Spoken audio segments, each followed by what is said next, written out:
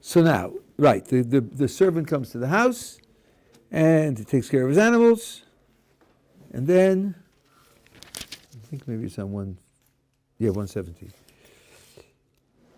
And he says, I'm not going to eat until I tell you my story. So he started the story. Abraham became rich, and he had a child. And Abraham said to him, to Eliezer, you have to get a wife for my son Isaac. And he said, maybe she won't want to come home, or maybe the family won't want to give me. So he added that in. And then you'll be absolved of my oath. Now, verse 42. So now Eliezer is telling the story of what happened. I came today to the spring and said, Shem, God of my master Abraham, if you would graciously make successful the way in which I go, behold, I'm standing by the spring of water. Let it be the young woman who comes out to draw, and to whom I say, please give me some water to drink from your jug. And he will answer, you may. 1 second, 44. I'm surprised at the translation here. Yeah, she does say that. You may also drink. I'm not quite sure what the also goes on, and Rashi doesn't say. And I will draw water for your camels too. She shall be the woman whom Hashem has designated for my master's son, which is what happened, roughly. He asked God for this sign. Now watch. I had not yet finished meditating. That's not what it said in the story. It didn't say he was meditating. In the Hebrew, it's quite dramatic. It says he was speaking to his heart, which means silently. In the text, it was clear that he was talking. When suddenly Rebekah came out with a jug on her shoulder, descended the spring. So they say, Rashi doesn't say it, but they say, had he described what happened literally, correctly, and said that I was talking, they would have said, that's why it worked out that way. She heard you. Dope! You're not paying attention to what's going on behind you. You're in a religious ecstasy and frenzy. She heard you, and that's why she said it. So he's aware that they might make that false conclusion. He knows she didn't hear, but they might not believe that. So he says, I was whispering. I wasn't making sounds at all. I was just meditating.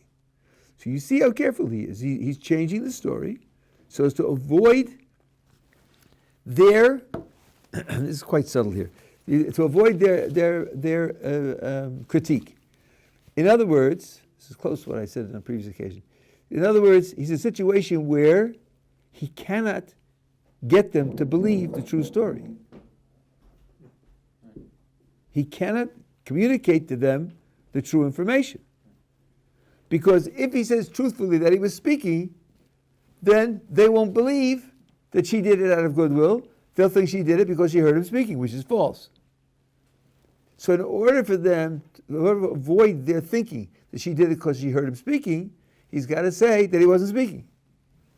It's a very interesting thing that a person who's concerned about truth can be in a situation where it's impossible for him to convey the truth to the other person. He said, I didn't use this ever before, but it's similar to the one that I said. The guy it's snowing in Boston, he's coming from Miami, and he exaggerates, so he thinks, right, he's got to say there's 8 inches of snow, so he'll believe it's 4 inches of snow, so he'll bring his boots. And here's exactly such a situation. Didn't realize it before. Okay, good. Then I said to her, please give me a drink. She hurried, lowered her jug upon herself, and said, drink. I will even draw water for your camels. So I drank. She watered the camels also. Now, as I've told you many times, the spaces in the English are utterly insignificant. It's all one block of text in the Hebrew. Then I questioned her and said, whose daughter are you? And she said, the daughter of Basul, son of Nachor, whom Milcah bore to him. And I placed the ring on her nose and the bracelets on her hands, which, as we pointed out, is not the order in which it happened. Really, he gave her the jewelry before he asked her. And Rashi points out, as we saw, that he has to verify in his mind that she's of the right family before he can give her the bracelets.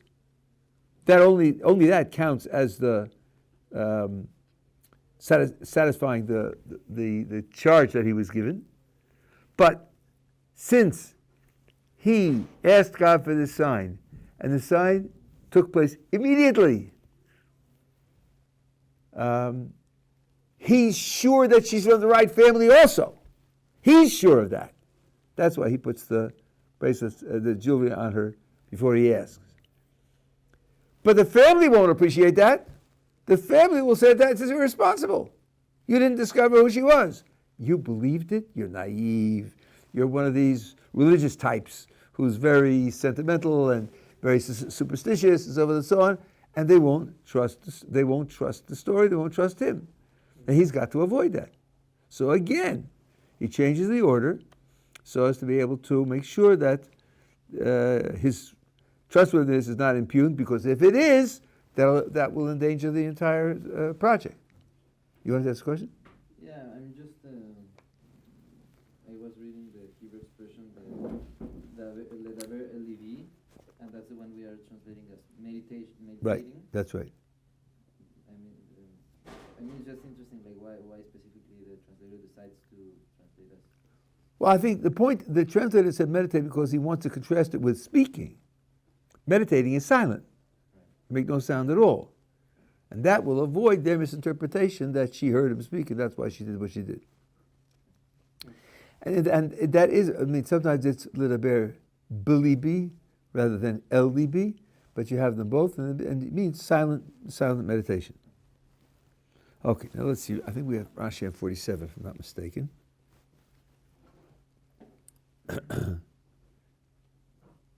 Yeah. And I think he's going to say what I just told you. And I asked, and I placed. He reversed the sequence of events because, in fact, he had first given her the jewelry and then asked about her family.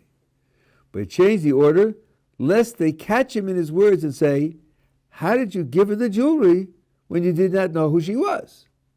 So that's what they're going to say. According to what Rashi said in the previous segment, the truth is, having fulfilled his request in this miraculous way, he was sure she was from the right family. But they're not going to believe that. That's why he doesn't say it. Okay. Now he says, that's 47. Oh yeah, we read that. And we get right. 48. Then I bowed and prostrated myself to Hashem. Blessed Hashem, the God of my master Abraham, who led me on a true path to take the daughter of my master's brother to her son. That's exactly what he did. And now, this is the conclusion of Eliezer's speech. If you intend to do kindness and truth with my master, tell me. And if not, tell me, and I will turn to the right or to the left. That's very mysterious. What is that? He's going to go on a trip to the Dead Sea, and float and get cures for his skin illnesses. And what do you mean to the right, to the left? So Rashi says, to the right, this refers to a wife from the daughters of Yishmael. To the left, it refers to a wife from the daughters of Lot, who dwelt to the left of Abraham. Meaning, Abraham is a big family. I went to Haran, to Lavan first, but Abraham didn't say specifically to go to Lavan. That's one member of his family. Ishmael is Abraham's son. Lot is Abraham's nephew. I have other choices as well. If you say no, I'll just go about my project of finding someone from Abraham's family. Okay, now I want to make a remark here, though Rashi doesn't stress it.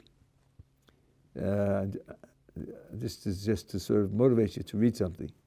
He says here, if you will do loving kindness and truth with my master. Truth. How does truth come in here? They haven't said anything yet. They haven't said anything. They asked him to state his business. What truth is there in the environment for them to do? If they had made a commitment, if they had promised something, then he could say, if you keep your promise. But they haven't said anything. That's a very deep idea hiding in this verse and some other verses. and that is that emes in Hebrew does not mean truth. It does not mean truth or true. Just doesn't. I read this in an essay by Rav Dessler many years ago, and he argued for it, and he argued about its consequences. I thought to myself, why is he doing this? What's wrong with saying that emes means true and sheker means false? And there are times when people in the Torah speak falsely. We saw this once already. When God reports what Sarah says and does not portray what she said correctly. Okay, there are times when people don't speak truly, and there are reasons for that, and there are justifications for that. What led me to worry about Rav Dessler's essay was just plain laziness. It took me years to overcome my laziness and take out a concordance and look up emes in the concordance. Now you know what a concordance is. It's a list of where every word appears, every place in the Tanakh. 1,000 pages of Tanakh. Some have hundreds of occurrences. For each verse, a fellow named Mandelkorn wrote down the chapter and verse and the context of the word. What's this book again?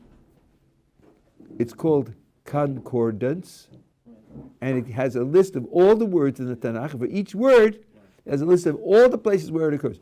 I read, although maybe this isn't true, but that he couldn't finish it. He went crazy. And his son had to finish it. It's a monumental, and he did it according to grammar. Because all the words that have the same grammatical root are linked together. Not like the computer ones, which are totally out of order in that respect. They're just alphabetical. So, it's really, nutty. Well, I discovered something very interesting. That the word emes is very often used for action. Doing emes. Now, I'm a philosopher. I thought to myself, hello, that's the wrong category. You don't do truth. You don't classify actions as true and false. Actions can be good or evil, efficient or inefficient, smart or stupid, common or unique. They can be all of that, but they're not true and false. And then I began to appreciate, wow, Rav Dessler says emes doesn't mean true. Let's think about it again. And it comes out that it doesn't mean true. It is a description of action. And even when the word emes applies to a person's speech, you have to pay attention that a speech has two components. There's the proposition expressed in the speech, and there's the act of expressing the proposition. They are two separate things. When you are married, you will discover this. When your wife comes to you and says, "How do you like my new hat?" Oh my. Well, the true proposition is, I really, but you better not say it, because saying the true proposition gets you into trouble. There's a difference between the truth of the proposition and the appropriateness of saying the proposition. So when the Torah uses the word emes for a speech, I think the right thing to say is that the word emes applies to the act of speaking, not to the proposition expressed. Now, very often, the act of speaking is appropriate when the proposition expressed is true. That is often the case. Maybe it's most often the case. That's correct. But the word emes describes the success of the act of speaking, does not describe the truth of the proposition. It dependent upon it, but doesn't describe it. So here he says, if you intend to do kindness and truth, this is a very good indication of it. Here, truth comes in as something that you do. Okay. As I said, Rashi doesn't talk about it, but it's a very important thing. I recommend you go back and read the essay by Rav Dessler, and you'll learn something interesting. Yeah. So, something that I noticed here is where he says, "I'll move to the right or to the left." It sounds similar to what Abraham said to Lot when they were separating. So could that be that pretty much if you say no, then we won't deal with you anymore? Well, I think that's right, but I see what you mean, because they separated over there. I wouldn't go that far, but I would point out, I thought that's what you were going to say, that right and left are words for directions. And if you're going to use them consistently as words for directions, that presupposes you're facing in one direction.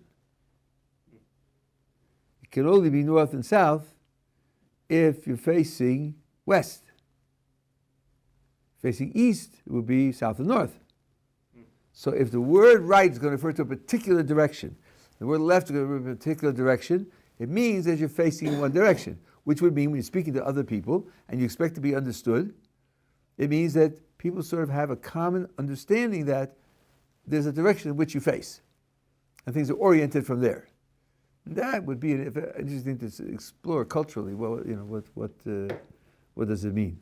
And when in the context with Lot and Avraham, I think they talk about it there. Okay. Because if I remember correctly, he's coming up from the south, and the Jordan is on the right, and the plains are on the left. And he says right and left. But I don't remember which is the order there. Anyway, I think that's something that you have to keep in mind. Yeah. So the MS would be when the appropriate thing is the consequence of what is being said. Okay, so he's asking what the MS means. I'll just do a little bit more, but it's a whole. I haven't. It's probably recorded someplace on MS and Sheker. See, one of the things that should have bothered me was this: the Torah makes a very strong, absolute prohibition not to do Sheker. Never to do Sheker. Bidvar Sheker tirchak. Not only must you not speak Sheker, but you have to distance yourself from Sheker. The way I was thinking about it, well, sometimes you say things that aren't true, so you say things that are false. So what? Okay, so it means sometimes you do Sheker. Oh no. The Pasuk, Bidvar Sheker tirchak, doesn't tolerate that. And never do you find, as far as I know, in rabbinic writings, that it's appropriate to say sheker. Chazal have a different phraseology for that. They call it mishana b'nei shalom. You change it for the sake of peace. Not that you're mishaker for the sake of peace. They never say that.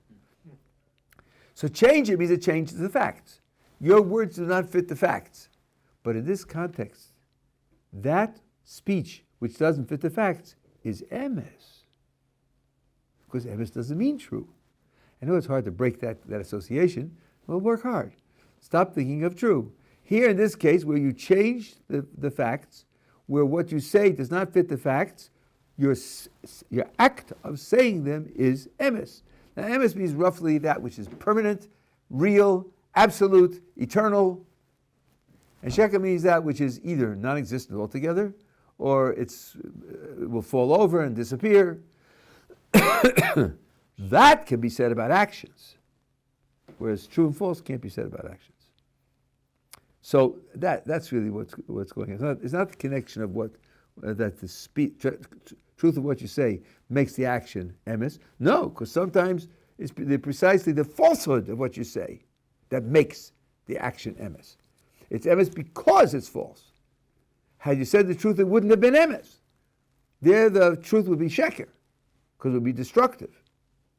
Like saying, no, the hat really doesn't fit you, it's not good for you. Get another hat. That could be terrible sheker. Even though it's true, it's terrible sheker. As I said, you'll come to understand that eventually. Okay, so that's that. So now, that's the proposition. Love and Basul answered and said, the matter stemmed from Hashem. We can say to you neither bad nor good. Here, Rebecca, before you take her and go. Now, let's just see if anybody's disturbed by this. Anything in verse 50 disturb you, cause you to think, hey, something's wrong here, something needs to be explained?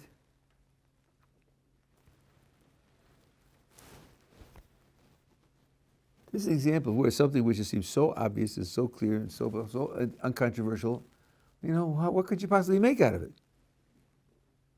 Seems to be that the response is big. How are Lavan and Basul related?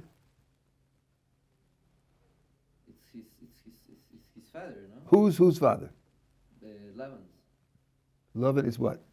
Lavan's father is Bethuel. Right. Lavan's father is Basul. So then, wouldn't you like to ask why the verse put Lavan first. Lavan first? Why does it put the son before the father? You should ask that. Yes, you should. So look at Rashi on 50. Lavan Basul answered, he, Lavan, was wicked and jumped in to reply before his father. So the order is very important. And indeed, there's another case, which I didn't bring here, but when Abraham dies, which is further on, when Abraham dies, it says he was buried by his sons. His sons, Isaac and Ishmael. What would you like to ask there? It's not an age order. Yeah, who's older? Ishmael's older. From here, Chazal deduce that Ishmael did tshuva because he put Isaac first. Even though he's older, he put Isaac first. Because he realized that Isaac is the real continuation of Abraham, and he's more central. Whereas when Isaac dies, and he's buried by the twins, it says Esau and Jacob, in order of birth. So there it says in order of birth what you expect. Then Ishmael and Isaac and Ishmael is not what you would expect, and then the order tells you something very important. So order is very important.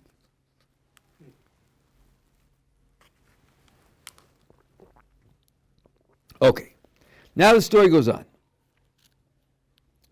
51, here Rebekah is before you, take her and go, and let her be a wife to your master's son, as Hashem has spoken. And it was, when Abraham's servant heard their words, he prostrated himself to Hashem, thanking Hashem again. Now they've agreed to the proposition. Now watch this. 53 is absolute gold. Just have to pay attention. The servant brought out objects of silver and gold and garments and gave them to Rebekah, and delicious fruits he gave to her brother and her mother. What do you make out of that? Well, we already said about Besuel that is like. Okay, Besuel, okay, leave it. Besuel's out. Okay, but okay, what else? What else do you see in this verse that could excite your interest, especially if you were an anthropologist or a foolish historian and all the rest? What excites your interest here? So since, isn't this an exchange, so why aren't they giving the riches to the family? And they're giving Why aren't they giving the gold and the silver and the garments to the family? Oh, their family's not forgotten. What do they get? Kiwis and papayas and bananas. We didn't forget them. No. A snack. The family gets a snack. And she gets all the goodies, right? Because we're not selling her. We're not buying her from the family. She's not a piece of property. That's not our subculture. She needs possessions to become a wife, and the husband is giving her these possessions. The father should also give her a dowry. That should also be done, but he's giving the possessions to her, not to the family. As I said, the family gets a snack. Okay, so now everybody's happy.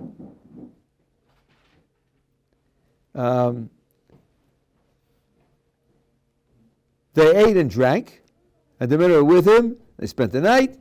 They rose the next morning. He said, "Send me to my master."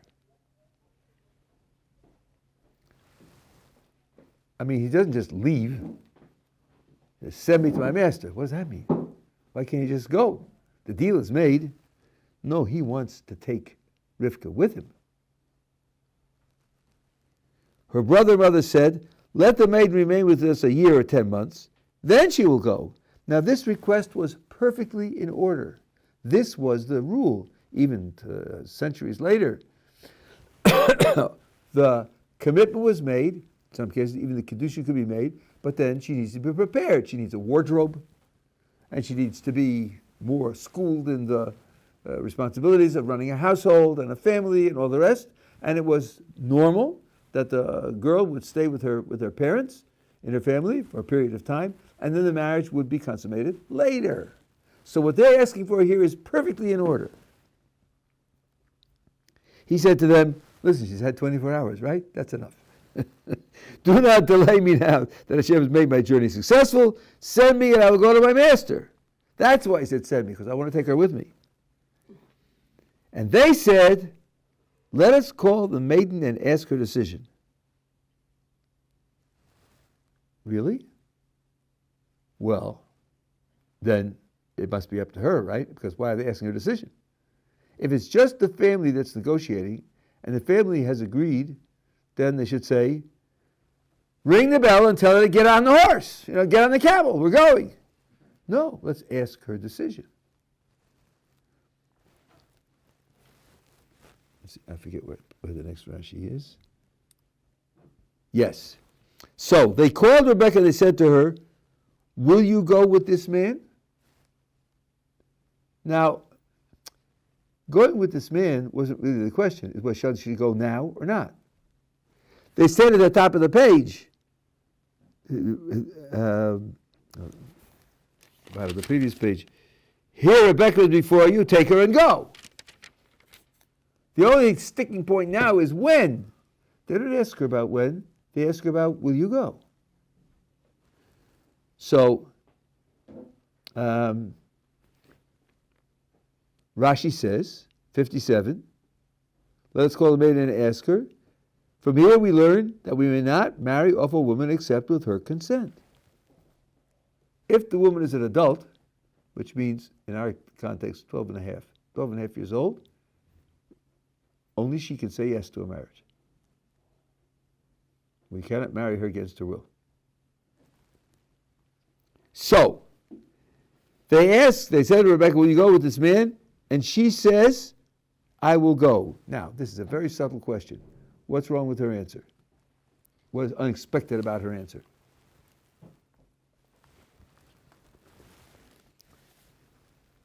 Imagine a lawyer examining a witness on the stand. You tell the witness, don't volunteer anything, just answer the question. There's such a thing as a yes or no question. You ask a question, and the answer to the question is either yes or no. Don't say any extra words. Just answer the question. They asked her, will you go with this man? The answer has to be either yes or no. She doesn't say yes and she doesn't say no.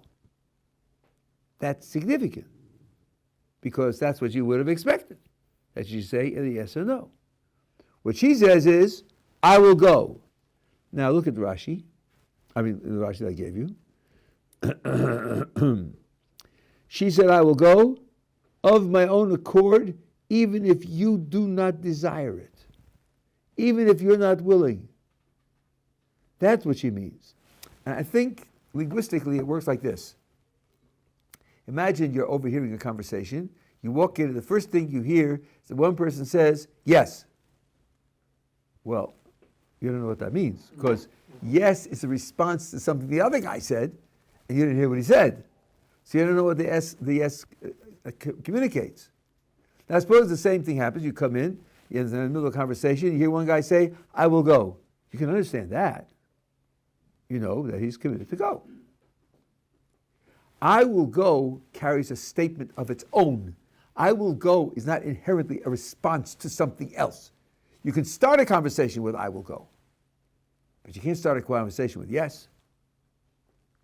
The difference now in dialogue is yes is inherently a response to your question. When she says I will go, she's saying I'm not answering in response to your question, I'm stating my own position.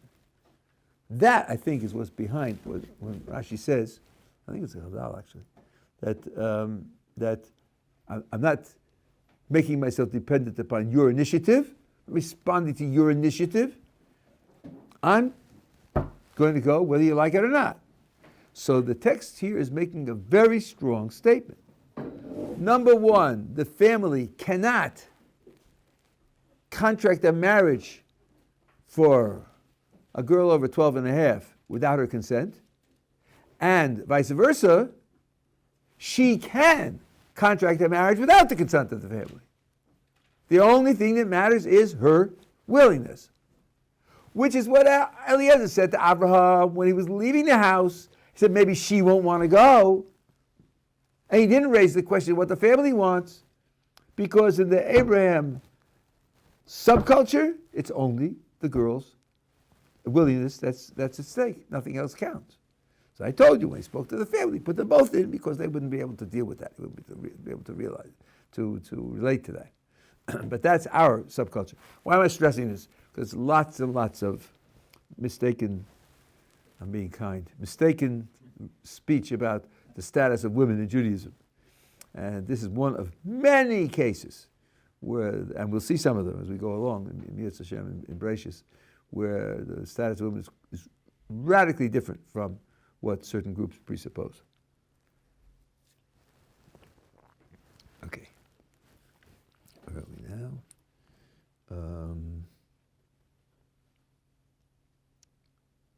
Okay. So now, 59. So they escorted Rebekah, their sister, and her nurse, as well as Abraham's servant and his men. They blessed Rebekah and said to her, our sister, may you come to be thousands of myriads. Your offspring inherit the gates of the foes. By the way, I did say many times, and I'd like to correct it, that the blessings that are given are blessings of only conquering your enemies or not being hurt by your enemies, but no blessings where there'll be no enemies. That's not true. There is a verse where Kodesh Baruch Hu promises to the Jewish people that there will be peace. So it's rare, but it is there. I said it. I didn't think it ever occurred. So Rebekah arose with her maidens. They rode upon the camels, proceeded after the man. The servant took Rebekah and went. Now I think, I didn't see the commentators say it, this verse also indicates the order of the verse is intuitively backwards.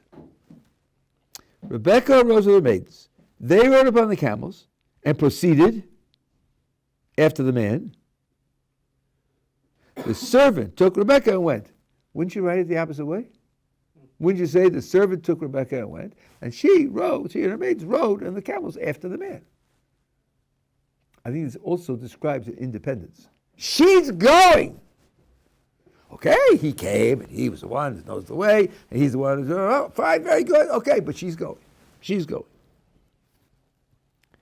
Now, Isaac came from having gone to Be'er Lahai-Roi, which is a certain spot, for he dwelt in the south country, and she's going to meet Isaac. Look at what Rashi says here.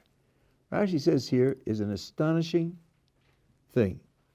This is verse 62. Coming from Be'er Lahai-Roi, where he had gone to bring Hagar to Abraham, his father, that he should marry her.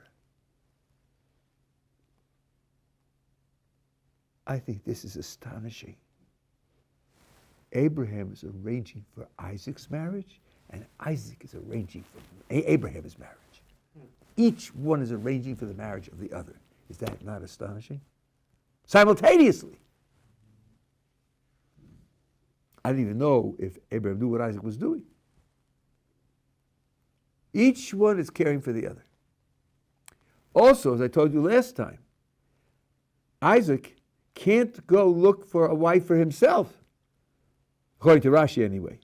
Because Rashi said that if he will not be able to get a wife for Isaac to come back to the land of Israel, then Eliezer should find a wife for Isaac among the Canaanite women. But he shouldn't do it on his own. Only Eliezer should do it. Now we hear from this Rashi that Isaac was perfectly capable on his own to find a wife for Abraham. Now, of course, it was Hagar, and he was with Hagar before, but he's arranging for this marriage. I don't know what to make of it. It's just a very striking comparison of two events happening at the same time. I think it's worth thinking about. So now, I'm going to tell you something very bitter. 63. Isaac went out to supplicate in the field towards evening, and he raised his eyes and saw, behold, camels were coming. He went out to supplicate. Your English that I quoted here on the text, he went out to pray. Supplicate means to beg or to plead, and that's the essential part of prayer. So it's the same thing, right? He went out to pray. And then he saw Rebekah, and they got together. Now, I want to tell you a bitter story. When I was an undergraduate and I was starting to study these matters, I took a course in biblical Hebrew. Those days, it may still be true today, Ugaritic and Akkadian were the hottest thing around. They were deciphering these clay tablets, which had examples of these two Near Eastern ancient religions, languages, and they were making comparisons for those languages to Hebrew and discovering all sorts of interesting consequences and so on and so on. And this professor tells me, when you compare it to one of those two languages, the verb here, lasuach, means to urinate. To urinate in the field. He was going out to urinate in the field. I know what you fummy say. You say he was praying. That's because you're so religious and so pious. This text is earthy, and it's human, and it deals with life in ways that you don't like because you think that it's sensitive. So, no, you're just... Okay, fine. Let's see now. Let's say there's a word in one of those languages which sounds like, which is related to in some way the sound or the letters that are being used here. But look, this is a Hebrew word in a Hebrew text. Shouldn't that count for something? Look what Rashi says on 63. Latsuach is an expression of prayer. As it says in Psalms, Lifnei lishpoch sicho lifnei Hashem. He pours out his siach before Hashem. That's not urine. Excuse me. Get off my back. You're crazy, right? He's and suach means to converse. It can mean to converse casually, or it can mean to whisper, right? If you have a word in Hebrew, which in another piece of the same literature has a clear meaning of speech, why would you go to Ugaritic or Akkadian to figure out that it means urinate? Why would you do that? Furthermore, in 1,000 pages of Tanakh, you don't have any description of these functions, except in one place where it plays a role in the scenario, without which you would have a difficulty in understanding, because it says that King David came across King Saul alone. The king alone. How did that happen that the king was alone? Because he was going to relieve himself. The verse there says that he was going to relieve himself, so explain how David could possibly have found him alone. Otherwise the king is never alone. Other than that, you have no mention of these bodily functions anywhere in 1,000 pages of Tanakh. So, excuse me, why would you take a foreign word from a foreign culture and put it in when it's a Hebrew context and it's out of style with the entire set of Hebrew literature? This is, to my mind, utterly corrupt. It's utterly corrupt. It's driven by a desire to drag the Torah down, to drag Judaism down, to make fun of the traditional way of looking at it. I hope it hasn't survived from the 1960s when I was in college. I hope that they've come to change their minds about that. But it's an example of how far this corruption goes. Yeah. So the instance where Moshe goes to see Paro, is that Where Moshe goes to what? Finds Paro in the Nile. Does it say? The verse doesn't say anything about that. It doesn't even say that he went into the Nile. Okay. It said he went to the Nile, right? No, it's not. We say oral in the oral tradition, but we're talking about explaining the words in the book. Okay. Yeah. What was the one example that Shanaki mentioned that uses what word? I don't remember the word over there. I think it means to defecate, if I remember correctly. And even there, the Rambam points out that it's never literal. It's always a figurative word. But it's a figurative word for that activity. So that point I wouldn't push. But actually, now that you mention it, maybe I should push it.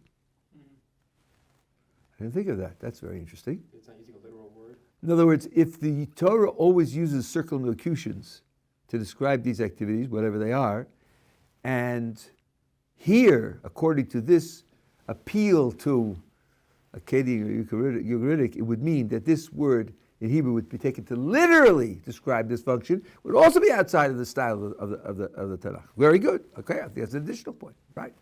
An additional point that they missed. So they're capable of missing a lot. Okay, so that's 63. Yeah, now, let's just read to the end of this chapter, then I'll see the Rashi. It's something very important here. So, he went out to the field, to daven. 64, Rebekah raised her eyes, saw Isaac. She inclined while upon the camel. And the 6-year-old says, but Rabbi, it says no fail. Yeah, but it says no fail me'al hagamal. She was no fail from above the gamal. Doesn't mean she fell on the ground. It means she fell in such a way that she was no longer above the camel. She slid over to the side of the camel, by which she partially hid herself. Here the Hebrew is, the English is very good, at least according to Rashi. Inclined herself means she bent down. And he said, while upon the camel. That, I think, is a little bit more than you have in the actual Hebrew, in the translation here. And she said to the servant, who is that man walking in the field towards us? And the servant said, he is my master, because everything was given to Isaac. Abraham hadn't died, but he was the one who was... She then took the veil and covered herself. I'm not quite sure what that means. The servant told Isaac all the things that he had done. Now watch this, 67. This is absolutely fundamental. Isaac brought her into the tent of Sarah, his mother. He married Rebekah. She became his wife. And he loved her. And you want to ask, that's the order? The order? So instead of saying love and marriage, we would say love in marriage. Aha. Right? The love comes after. And thus was Isaac consoled after his mother. Now, there's a lot to say about that. I have like an hour's share on that. But let's just take a look at Rashi. This is 67. To the tent of Sarah, his mother, he brought her to the tent. And behold, she was Sarah, his mother. In other words, not just a possessive. It's not just a possessive.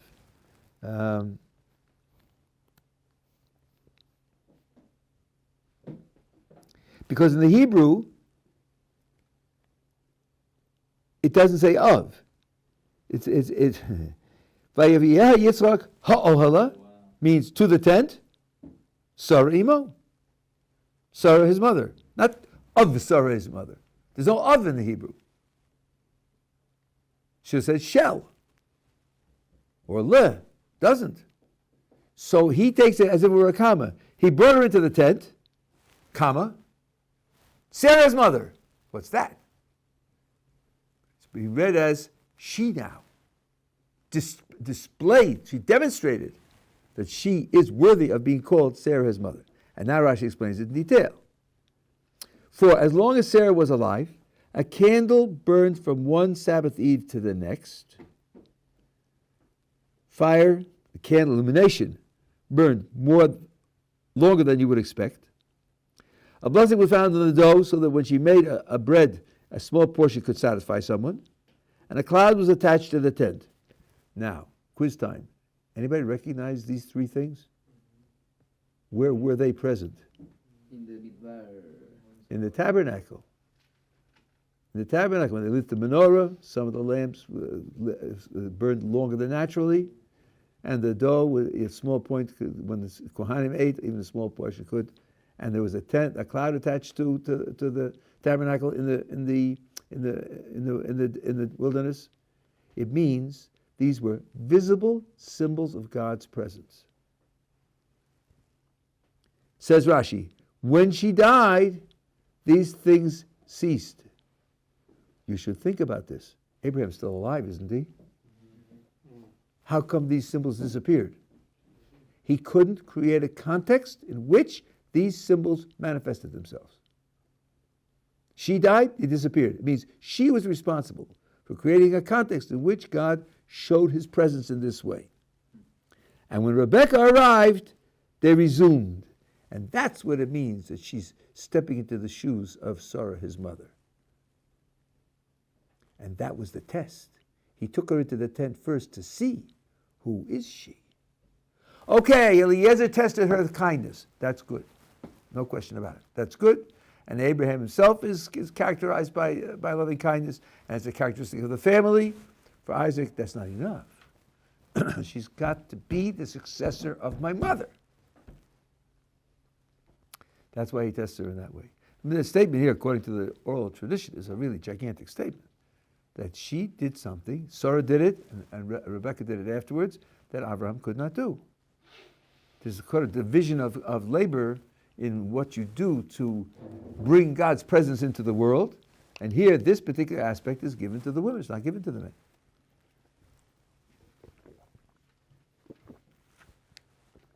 And then, the idea of marriage, I have a share on love and marriage, and I haven't given recently, the last period of time, but it is on lines, certainly on my website, which would go way back, probably on Torah Anytime also somewhere.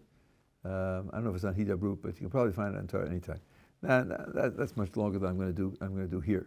But this is the way in which, and this is the first time in the Tanakh when you have a married couple where love is described. Now there's a principle, the Gaon of Vilna mentions it. I think it's a principle that Lahavdil is used in other literature and other cultures as well. The first time something's mentioned, it's usually mentioned in such a way as to give a hint as to its essence or some aspect of its essence. It's not just casual. So here, this is the first time that love is mentioned between husband and wife. The fact that it is described after the marriage takes place, I think, is very important. It is common to say, and I think it's largely true, that before marriage, what you can hope for is really only infatuation, not love.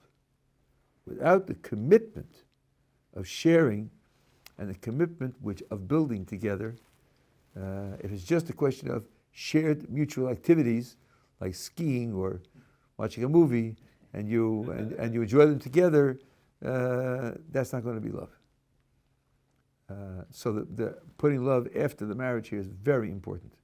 People make a mistake and they think they're in love, but sometimes I'm asked, do you believe in having a honeymoon?